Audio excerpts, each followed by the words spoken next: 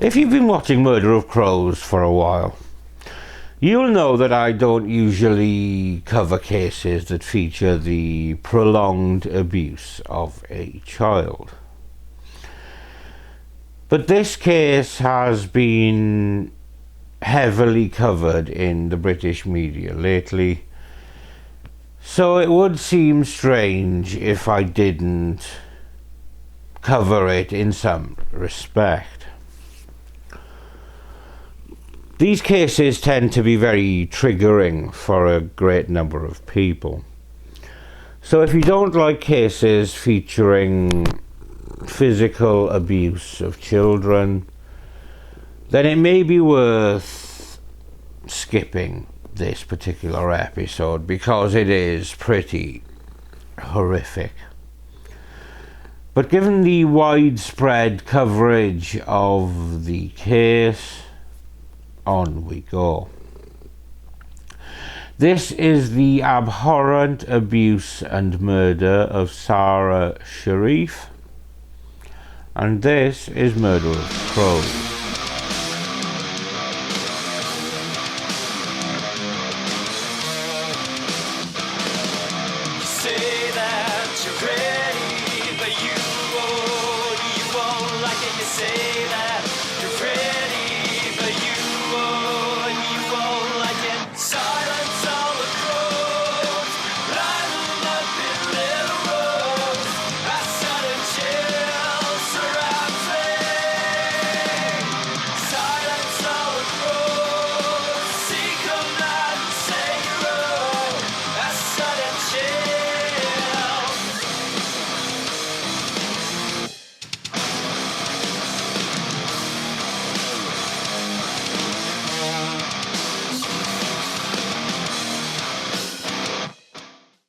For many people, especially in Britain, the town of Slough in Berkshire is indelibly linked with the TV show The Office, the brainchild of Ricky Gervais and Stephen Merchant, and successfully transferred to US TV after massive critical and public acclaim in the UK.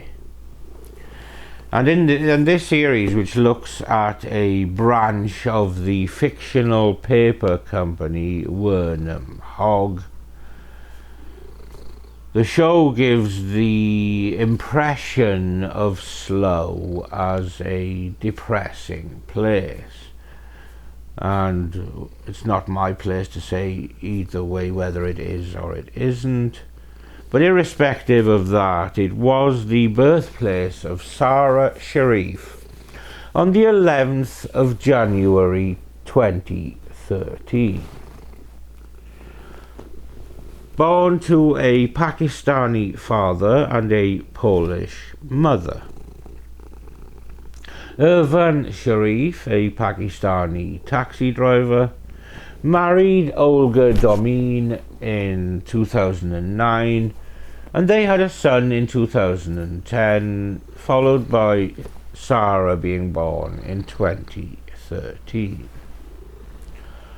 The couple separated in 2015, with a divorce following shortly thereafter, and the children stayed with their mother Olga until custody was awarded to Irfan Sharif, and this would transfer back and forward until it was ultimately awarded to Irfan Sharif and his second wife, Bainash Batul, in 2019. And the children moved to Woking to live with the existing 4-child household.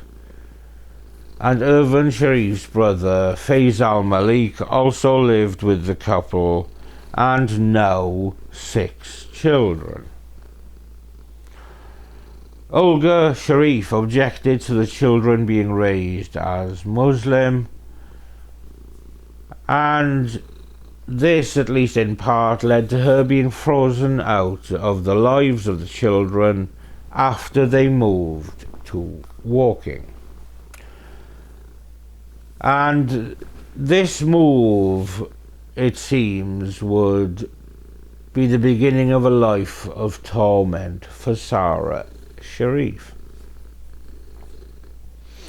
While she and her brother had been known to social services since their births, with Olga now out of the picture, there was little to stop Irfan Sharif's violent and controlling ways from escalating. This violence centered on Sara, perhaps because she was a girl, and the abuse would escalate to become a daily torture for Sara in 2023. And it was in April of 2023 that she was taken out of primary school under the ruse of being homeschooled to cover up the abuse that she was receiving from Irfan Sharif and her stepmother Beinash Batul. Concerns were raised about Sara Sharif's care within just a week of her birth in 2013, with her parents being known to social services as early as 2010. Issues reported included that Surrey County Council repeatedly raised significant concerns that Sara was likely to suffer physical and emotional abuse at the hands of her parents, amid allegations that her father, Irfan Sharif, was physically abusing her.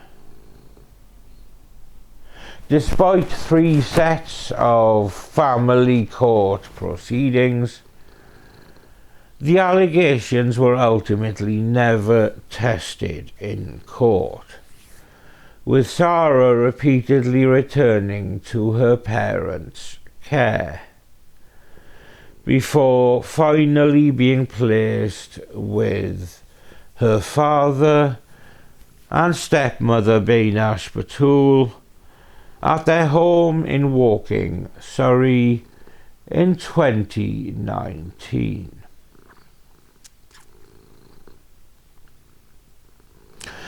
Sara Sharif's body was discovered at her home on Hammond Road, Horsell, an area of Woking, during the early hours of the 10th of August 2023 by PC George van der Wart of the Surrey Police. And they identified Irfan Sharif, his partner Beinash Batul and his brother Faisal Malik as persons of interest. Footage saw all 3 departing from the UK, and they departed from the UK for Islamabad, Pakistan on the 9th of August, and this was a day before Sara's body was found. Irfan Sharif made a 999 call from Pakistan shortly after he had arrived in the country with his partner, his brother and 5 children, in which he admitted, "I've killed my daughter," also stating, "It wasn't my intention to kill her, but I beat her up too much." Take a deep breath and tell me what's happened. I cannot. I physically punished my daughter and she died. Your daughter has died? I killed my daughter. How have you killed your daughter? I beat her up. It wasn't my intention to kill her, but I beat her up too much. He told the police call handler that his actions were intended as punishment, with him saying, "I'm a cruel father." But even with this admission, it was only at post-mortem that the scale of cruelty was laid bare, indicating how much Sara must have suffered in the days and weeks leading to her eventual death. On the 15th of August, the post-mortem discovered that she had suffered numerous and severe injuries over an extended period. More than 70 injuries were revealed. These included injuries to her ribs, shoulder blades, fingers, and 11 fractures to her spine, a puncture wound to the head, a traumatic brain injury, a burn on her buttock caused by a domestic iron, scalds by hot water, restraint injuries, bruises caused by blunt objects, including what was apparently a cricket bat, and human bite marks. The exact cause of her death remained undetermined, but according to an inquest, it is unlikely that it was a natural occurrence. Really? Do you think? Fuck me. That poor kid was tortured so fiercely that it makes me fucking furious just to have to say that this actually happened to a child. Authorities initiated an international search to locate the subjects. 2 police teams in Jhelum were actively searching for Sara Sharif. And while there is no official extradition agreement in place between the UK and Pakistan, the countries did work together, and the police made a new request for information 2 weeks after the discovery of Sara's body, urging anyone who had contact with her to come forward with information. On the 12th of September 2023, police raided the home of Sara Sharif's father in Jhelum in the Punjab region of Pakistan, and recovered the 5 other children in good condition, after which they were placed in care. On the 13th of September, the 3 suspects were arrested at Gatwick Airport on suspicion of murder, after their families pressured them to return to the UK. They landed at Gatwick, with police waiting for them. So which one is your bag? They were handcuffed, left the plane, and were arrested for Sara's murder, to which they had pleaded not guilty. On the 14th of September 2023, they were all charged with murder, along with an additional charge of causing or allowing the death of a child. They were remanded in custody ahead of a hearing on the 15th of September at Guildford Magistrates Court, and they appeared before London's Old Bailey on the 19th of September 2023 via video link. A plea hearing took place in December of 2023, at which all 3 pleaded not guilty to each charge, and they were originally set to stand trial in September of 2024, although this would ultimately be delayed for a further month. At an Old Bailey hearing on the 26th of January 2024, Judge Mark Lucraft, KC, set a provisional trial date for October. And on the 8th of October 2024, the jury was sworn in at the start of the trial of the 3 defendants at the Old Bailey. The prosecutor revealed on the 14th of October that Sara's father had admitted killing her when he called 999 after landing in Pakistan. He claimed he had legally punished her and told the operator, "I beat her up. It wasn't my intention to kill her, but I beat her up too much." In November, he accepted full responsibility for causing Sara's death. So, obviously, when it came to pleading, he went not guilty. On the 11th of December 2024, Rhys Sharif and Bainash Batul were found guilty of murdering Sara.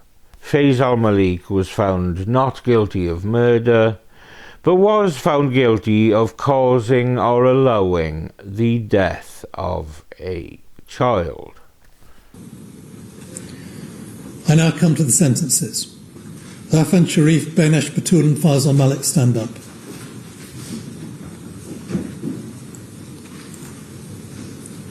Rhys Sharif, for the murder of Sara Sharif, I sentence you to imprisonment for life. Taking account of all the relevant circumstances and the aggravating mitigating factors that I have set out, the minimum term will be 40 years. Bainash Batul, for the murder of Sara Sharif, I sentence you to imprisonment for life. Taking account of all the relevant circumstances and the aggravating and mitigating factors that I have set out, the minimum term will be 33 years, less the time that you have spent on remand. For the offence of causing or allowing the death of Sara Sharif, I sentence you to imprisonment for 16 years, less the time that you have served on remand. You will serve up to 2/3 of your sentence in custody. You will serve the remainder on licence. You must keep to the terms of your licence and commit no further offence, or you will be liable to be recalled, and you may then serve the rest of your sentence in custody. You may take them down. On the 17th of December 2024, Sharif received a minimum term of 40 years, while Batul was given 33 years, with the judge, Mr. Justice Kavanagh, describing their crimes as a campaign of torture, in which the degree of cruelty is almost inconceivable. Sara's uncle, Faisal Malik, who was 29, was imprisoned for 16 years for causing or allowing the death of a child. Even though this case only wrapped up very, very recently, the media has been and continues to be all over this case, and for very good reason. The danger to Sara Sharif of abuse from her parents was so serious that as a toddler she spent time in police protection. Social workers repeatedly raised serious concerns about the risk to Sara Sharif. They noted she was small, didn't eat a lot, and would often stand facing a wall. 3 times the family courts were involved, yet she was returned to her father despite a string of abuse allegations against him. The detail emerging from Sara's past reveals a dysfunctional system that failed to protect her. Her name now added to a growing list of children who died despite the authorities being warned they were in danger. This is about violence, it's about abuse, it's about making sure there's protection and safeguards for children, particularly those being homeschooled. Sara had been removed from school 4 months before her death. A change to ban homeschooling for children at risk of abuse is being suggested, and fundamental flaws in safeguarding are being blamed, as a report reveals 485 children in England died or were seriously harmed by abuse or neglect in the year to March. Decision-making, information-sharing, information-seeking is not happening in that really coherent, connecting way, so that people really know what's going on in a child's life or in their family's life, or things that have happened in the past. With children's social care back in the spotlight, this frontline social worker has decided to speak out. I think we're in a system that's broken. It's underfunded. She says even when there are concerns about a child's safety, removing them from their family is far from straightforward. The threshold for doing that is really high, and we have to ensure we've explored all other eventualities and plans before we can proceed to court. Sara Sharif's school had wanted social workers to investigate, referring concerns about bruises on her face, but social workers in Surrey closed the case within days.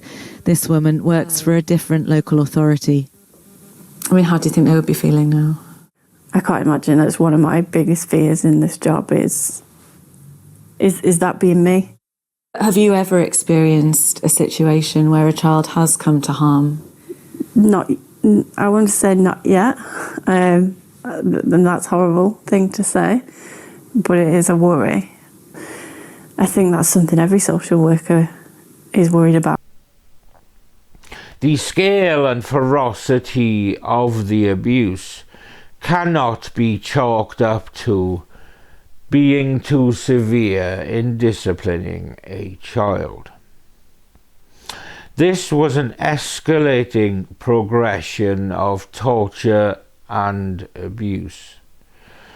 And the fact that the other 5 children from the household seemed to have escaped the violence indicates that all the rage from the so-called father and stepmother was focused on this very young, very vulnerable and unquestionably defenseless little girl. It takes a very malevolent kind of evil to subject a 10-year-old child to this sort of prolonged series of vicious and cruel abuses. I can't even think of a punishment severe enough for these perpetrators, short of subjecting them to exactly the same treatment that they meted out to this poor little girl.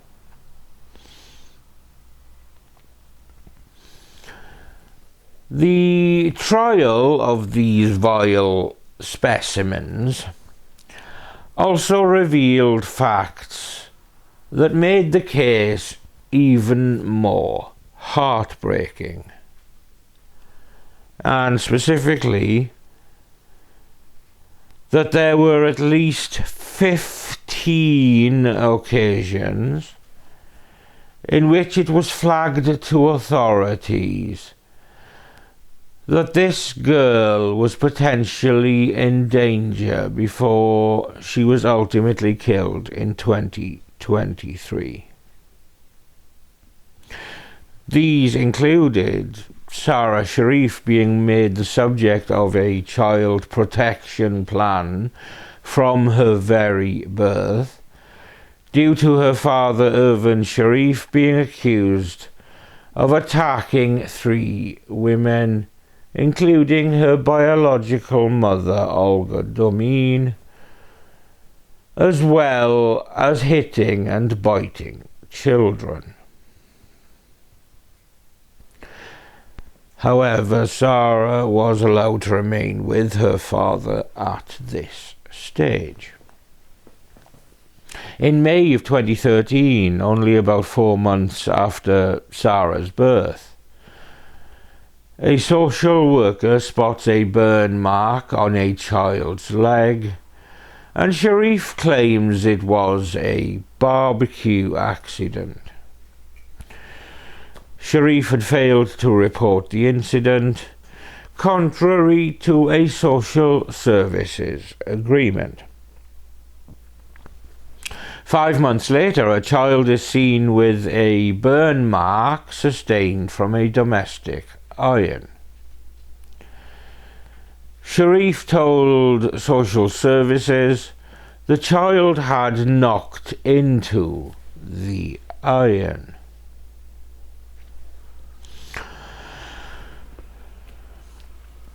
In November of 2014, Sara was taken into foster care for a short period of time after a child told a social worker about a bite mark. A note from a social worker reads that Sara flinches when Sharif tells her off during a supervised contact session, and appears surprised when he picks her up and cuddles her. Sara is later returned to her father. Then in December of 2014, a child tells a social worker they do not like Sharif because he punches them all over their body and gives them lots of bruises. In 2015, Olga Domin tells social services that Irvin Sharif tightened a belt around her neck. Sara is returned to Olga Domin's care later that year. A social worker who worked with the family around this time said that female colleagues found Sharif to be coercive. One reported that Sharif told her she must have a mental illness. A social worker further noted that Sharif would get easily irritated during supervised meetings with Sara, and she would shout at him to go away when he went over to her. In September of 2015, a child is heard to say that Sharif hit and kicked them every day. After her father and stepmother gained custody of Sara and her brother in 2019, allegedly this being Sara's preference, and in spite of the massive list of previous concerns, probably unsurprisingly, the ongoing incidents continued, including in June of 2022, when a teacher spotted a bruise under Sara's left eye, which was recorded in the school's child protection online monitoring system. Sara initially did not reveal what had happened, before ultimately saying that another child had hit her. The teacher raised concerns with Sara's stepmother, Beinash Batul. A week later, Sharif informs staff he wants to homeschool Sara, and she does not return to school until the start of the next academic year. And the ruse of homeschooling to hide ongoing abuse would not end there, as after her return to school at the start of the following academic year, a teacher spotted Sara with bruises to her chin and right eye in March of 2023. Sara says she fell on roller skates and tries to cover her face with her headscarf. When she gives a different story to a safeguarding lead, the school contacted Surrey Council's Children's Single Point of Access safeguarding line and made a referral to social services. Sara was known to authorities, but at this point there had been no contact with the family for 4 years. Social services characterised this new referral as the second highest priority, and they made requests for information from wider agencies before closing the case after 6 days. Quite why a case with such high priority was closed after such a short time, I do not know. But in April of 2023, Sharif informs the head teacher that he will be homeschooling Sara with immediate effect. Sara is never seen outside the home again. Quite why Irfan Sharif and Beinash Batul were allowed anywhere near children, given the significant history of abusive behaviour, is quite frankly beyond me. Let alone them being given custody of Sara and her brother in 2019. Despite many noted accounts of, in particular, Irfan Sharif's potential danger to children. From all that I've read and that I've seen, it was always going to be a matter of when and not if Irfan Sharif would do serious harm to a child.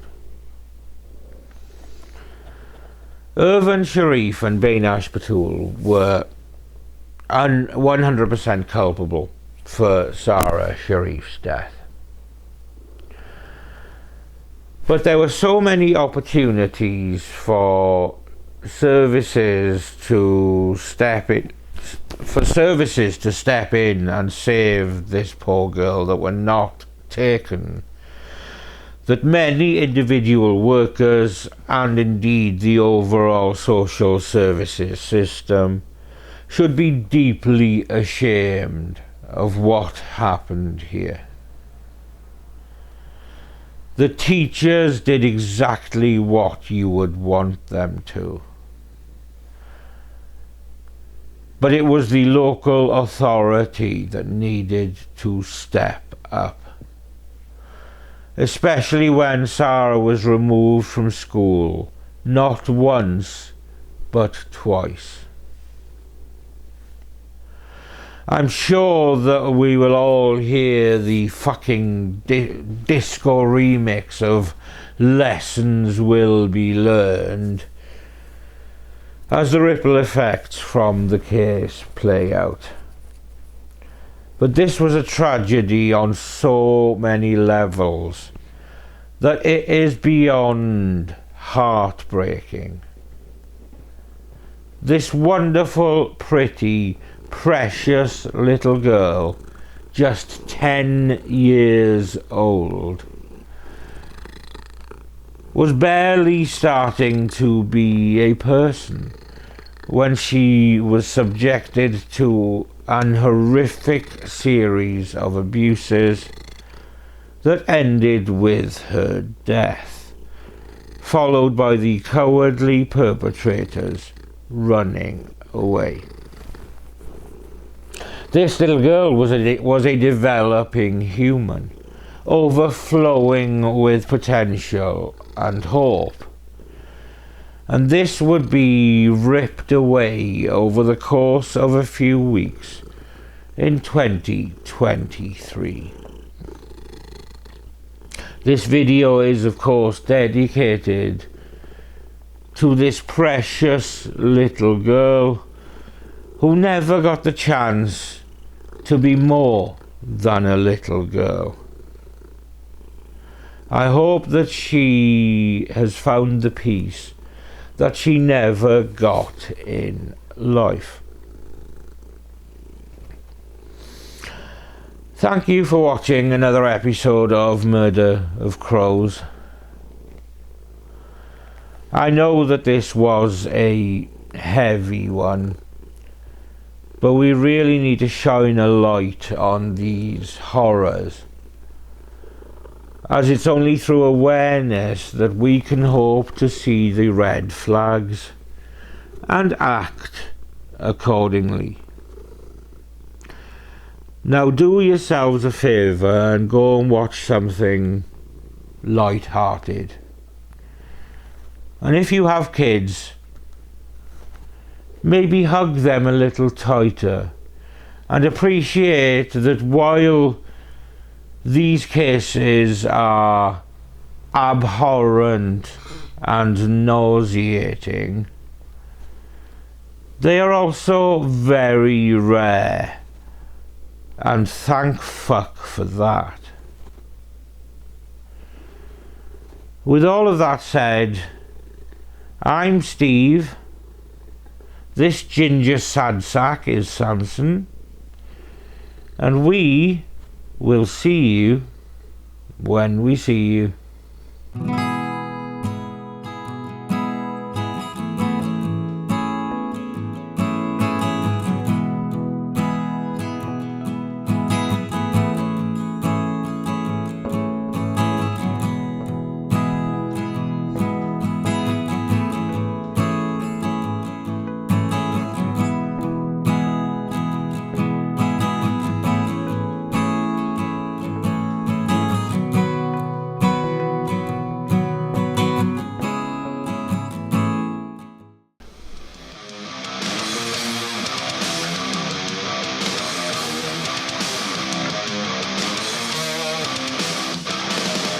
Say that you're ready, but you won't like it, you say